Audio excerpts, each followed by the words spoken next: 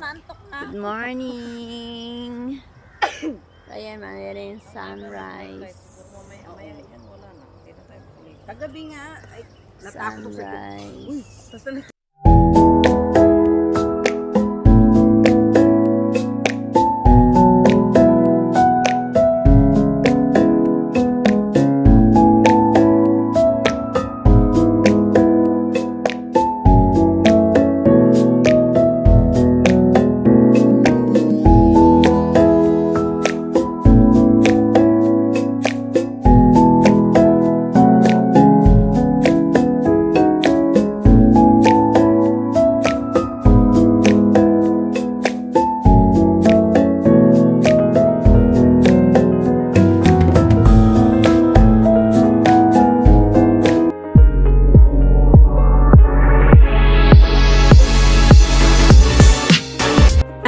Mga sisi. So, ito na nga pala yung second day namin, last day namin sa aming camping. So, ito yung part 3 ng ating video. So, yung mga nakaraang video natin, hindi ko siya nilagyan ng voice over. So, maraming nag-suggest sa akin na gusto nilang marinig pa rin ang aking voice over. So, maraming salamat mga sisi sa patuloy na pagsuporta at panonood ng aking daily vlogs. So, ito nga pala yung karugtong nung ating part 1 at saka part 2. Ito na rin yung last day namin sa campsite. So, bago yan, pagkagising namin ng umaga, syempre nag-breakfast, nagmuni-muni muna dyan. At syempre, nag-abang ng sunrise. Tapos dyan ay saka kami maliligo. Final day. Ayan. Marami kami pinagmamaritesan dyan. Ewan ko ano yung mga pinagmamaritesan namin dyan. Kaya hindi pwedeng lagyan ng boses kasi maririnig niyo yung mga pinagmamaritesan. Nga pala mga sisi, maraming salamat sa mga nagsishare ng aking videos at sa patuloy na sumusuporta sa mga nagpa-follow sa ating page. Maraming salamat po. Keep going lang mga sisi. At salamat din sa mga nagsasuggest palagi at saka sa mga nag-aabang ng ating daily vlogs. Ito nga palang camping namin, ito yung continuation ng celebration ng aking birthday. So, matagal ko na tong binook. So, medyo lampas na nga to sa birthday ko pero binook ko na to ng early kasi isinakto ko siya sa araw ng Sabado at Linggo. Kaya umano na siya, malate na siya sa na-late na siya sa araw mismo ng birthday ko. Pero nung mismong araw naman ng birthday ko, nag-celebrate pa rin kami. Yun yung kumain kami sa restaurant. Sa mga nakapanood ng video, kaya siguro ay alam nyo na. So, balik na tayo dito sa ating video, mga sisi. Sa mga nagtatanong kung saan ito po ay sa PD Mayangsari campsite. So, Port Dickson po yan, Kuala Lumpur, Malaysia, sa mga nasa ibang bansa. So, dito po yan sa Kuala Lumpur, Malaysia. Maliligo na kami. Para naman sa mga naandito sa Malaysia, so, ayan, sa Port Dickson yan. O, ayan, ligo time na. Syempre, nag-change outfit na kami bago pa sumikat ng matindi yung araw. So, ayan, mag-start na kaming maligo at high tide na. Kasi pagka mga bandang 11, naglo-low tide na siya. Kaya maaga kaming naligo para iwas sunburn na din. After naming mag-breakfast, siguro mga 9 something lang dyan or 8 something, ay maliligo na kami habang high tide pa. So, mapapansin nyo, marami talaga mga campers. Private campsite ito. At saka kailangan yun mag-book. Kahit yung tent lang yung dala nyo, kailangan nyo pa rin magpa-reserve ng slots para dun sa lote. Hindi ka basta-basta pwedeng mag-enter dito at magtayo lang ng tent. So, kasi private ito. Sa mga nagtatanong kung paano makapag-camping, meron silang website, meron silang online website. Pwede kayong mag-book doon. Search nyo lang PD Wellness sa mga nagtatanong. PD Wellness, search nyo lang sa Facebook or sa Google. Makikita nyo na yan kung ano ang style nitong at saka ano yung itsura ng kabuuan nitong ating campsite.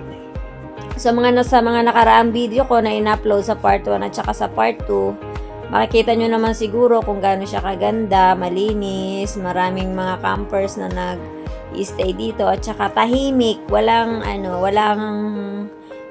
marites dito, walang pakialaman ng mga tao, kumbaga. Kami nga lang yung maiingay dyan eh. Mostly pati dito ay mga Malaysian, mga Malay, mga Muslim, ayan. Dito sa part na to ay mostly mga Muslim, kaya hindi ka pwede magbikini dyan pag titinginan ka talaga ng mga Malay, kasi mga Muslim sila. So nakita nyo naman kung sa ating mga videos, makikita nyo na merong mga naliligo, ayan, mga nakabalot pati ulo, di ba? Kaya hindi ka pwedeng magsuot ng sexy dyan.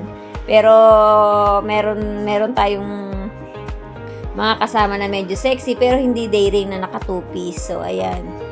Kasi meron silang guidelines na sinusunod, na outfits na sinusunod. Kapag nag-booking ka, ay makikita mo yun doon. Tapos bawal din yung heavy alcohol. So okay lang na mag-inom, basta wag lang yung hard alcohol. So pwede yung mga light lang. Tsaka bawal din yung may mga video okay.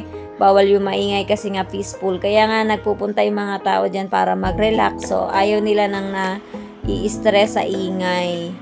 At saka mostly yung napunta dyan ay mga maraming kasama mga bata. So gusto rin nila yung relax at saka peaceful ang paligid.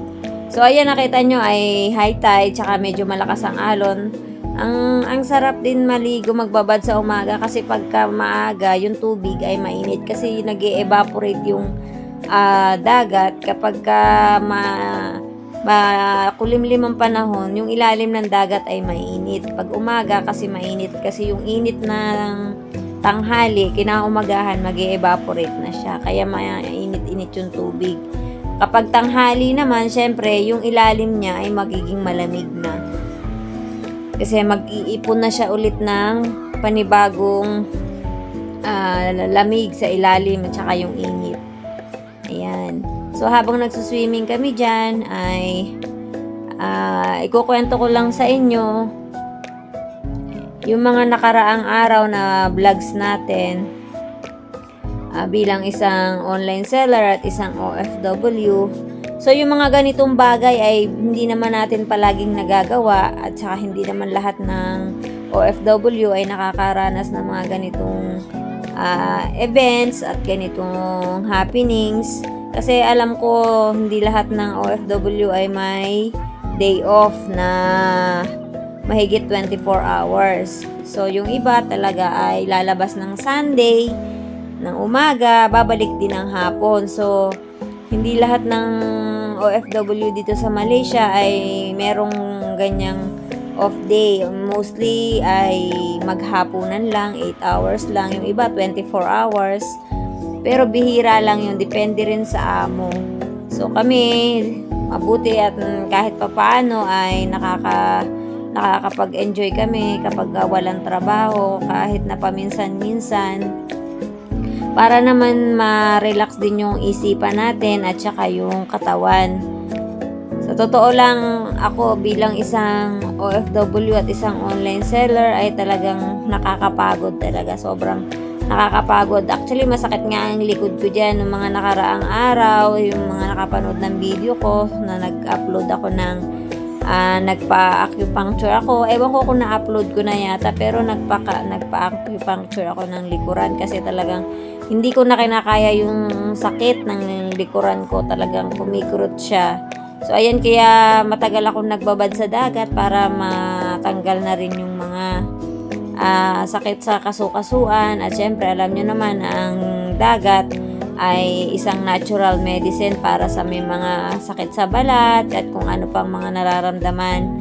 So, maganda rin ang dagat sa ating kalusugan. Isa na yung nag-e-enjoy ka, nakaka-relax, at saka syempre yung alat ng tubig, ayan, nakakatulong siya lalo na kapag yung may mga sakit sa balat ay maliligo dyan sa dagat. Siyempre, maaalis yung mga bakterya na nakadikit sa kanilang mga balat. At saka naiintindihan ko nga pala yung mga kababayan natin, mga kapwa ko OFW, kapwa natin OFW na hindi nila pinaprioritize yung mga happenings kasi priority nila lalo na yung mga nagpapaaral na mga anak na kolehiyo. Alam niyo naman sa Pilipinas na halos ngayon lahat ay nagtaasan na, pati mga lahat ng bilihin. Actually, nakakatakot na ngang umuwi sa sarili nating bansa kasi ang presyo ng bilihin ay talagang nakakapanindig balahibo na sa sobrang taas na. Lalo pa yung bigas ay nagmamahal na din. Lahat na lang ay mahal. So, hindi ko lubos maisip kung paano pa nagkakasya yung mga kinikita na mga normal na mamamayan sa Pilipinas. Alam niyo yung danas na danas ko yan bilang isang mamamayan sa Pilipinas dati at isang factory worker. Nagtatrabaho ako. Yung alam mo yung sahod mo na daily, wala pa sa minimum wage kasi provincial rate, ay hindi pa dumadating yung sahuran ay talagang ubos na dahil naipangutang mo na. Tapos